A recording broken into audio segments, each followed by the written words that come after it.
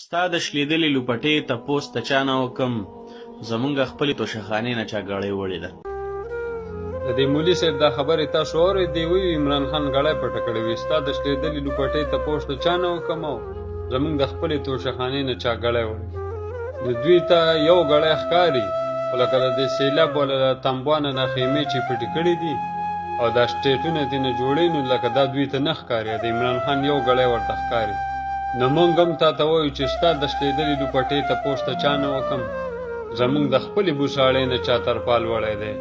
خیر شه پردلو رحمان صاحب او دا شعر دې ورته بل ډالی وي ته په لندن خوشحاله اوسه زه دلته جمع په خیمه کې تېرومه. خیر شه پردلو رحمانه او باران وریږي سیلی راغله ما د خیمې پړي مضبوط نیولي دینه. خیر شه پردلو رحمانه او ته په لندن خوشحاله اوسه په ما دې پټ کړل د سیلاب ټول ترپالونه.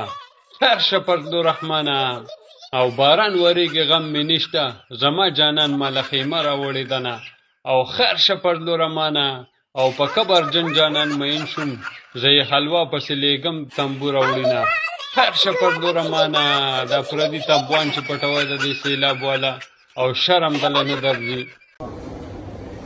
मोहम्मद बिन सलमान ने अल हयात अरब मीडिया को इंटरव्यू दिया और बोला है जिसको घड़ी चाहिए ना मुझसे रब्ता करो, कदर चीज़ों की नहीं इंसानों की होती है.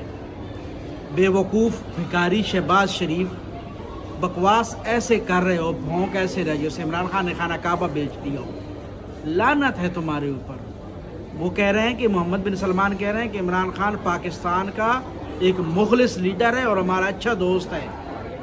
काश के इमरान खान की कदर तुम करते. अरब क्या पूरी दुनिया के मुसलमान इमरान खान की कदर करते हैं. अफसोस मुसलमानों कि आप नहीं करते.